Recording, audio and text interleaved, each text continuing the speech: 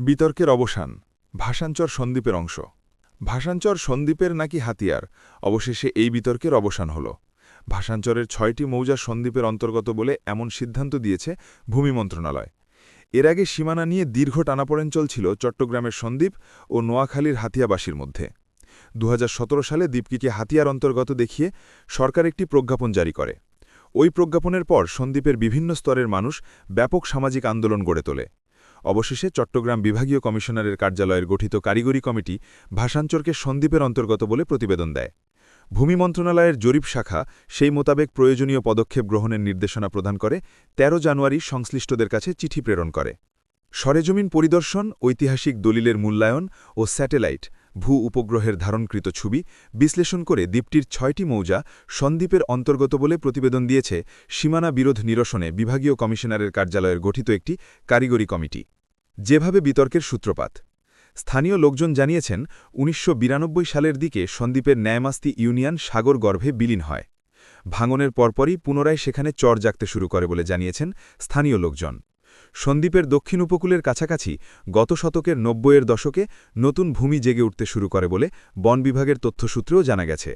এরপর কয়েক দশক দ্বীপের ভূমির পরিমাণ বাড়তে থাকে স্থানীয়ভাবে ঠ্যাঙারচর নামে পরিচিতি পেলেও ২০১৭ সালের দিকে রোহিঙ্গা পুনর্বাসনের আলোচনার মধ্যেই সেটির নামকরণ হয় ভাষাঞ্চর একই বছর দিয়ারা জরিপের মাধ্যমে সেটিকে নোয়াখালীর অংশ হিসেবে অন্তর্ভুক্ত করা হলে সন্দ্বীপের মানুষের মধ্যে ক্ষোভ দেখা দেয় ২০২১ সালের ৯ ফেব্রুয়ারি স্বরাষ্ট্র মন্ত্রণালয়ের জননিরাপত্তা বিভাগ সেখানে ভাষাঞ্চর থানা গঠনের প্রজ্ঞাপন জারি করে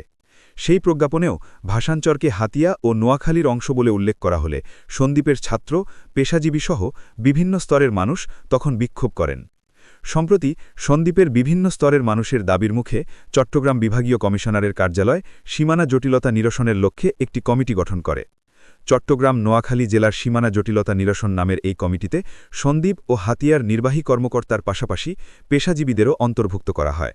৯ মার্চ চট্টগ্রাম বিভাগীয় কমিশনারের কার্যালয়ে কমিটির প্রথম সভা অনুষ্ঠিত হয়েছিল সভায় সিদ্ধান্তের আলোকে চট্টগ্রাম জেলা প্রশাসকের রাজস্ব শাখা ভাষাঞ্চরকে চট্টগ্রাম জেলার সন্দ্বীপ উপজেলার ভূমি বলে প্রতিবেদন জমা দিলেও চূড়ান্ত প্রতিবেদনের জন্য আরও সময় নেওয়া হয়েছিল দ্বীপটির সওদাগরের বাড়ি ছিল ন্যামাস্টির ৩ নম্বর ওয়ার্ডে এখন তিনি সন্দ্বীপের সারিকাইথের বেড়িবাঁধের কাছে যেখানে দাঁড়িয়ে তিনি তার সাবেক বাড়ির এলাকাটি চিহ্নিত করতে পারেন যেটি এখন ভাষাঞ্চরের মধ্যভাগে অবস্থিত তার দাবি জেগে ওঠা ভূমি কোনো আলাদা মৌজার নয় বরং ভাষাঞ্চরের আরও বাইরে পর্যন্ত সন্দ্বীপের ভূমি প্রথম আলোকে মোবাইলে ফোনে তিনি বলেন আমরা ১৯৯৫ সালে সারিকাইতে চলে আসি এটা বেশি দিন আগের কথা নয় কিসের ভিত্তিতে ভাষাঞ্চরকে নোয়াখালীতে নিয়ে যুক্ত করা হলো তার কোনো ব্যাখ্যা খুঁজে পাই না শেষ পর্যন্ত ভাষাঞ্চরের মালিকানা ফেরত পাওয়ায় আমরা ভীষণ খুশি সন্দ্বীপের নির্বাহী কর্মকর্তা মংচিংনু মারমা প্রথম আলোকে বলেন ভাষাঞ্চর নিয়ে দীর্ঘদিন সন্দ্বীপবাসী নাখোশ ছিলেন এখন এমন সিদ্ধান্ত হওয়ায় স্বাভাবিকভাবেই দ্বীপের মানুষ আনন্দিত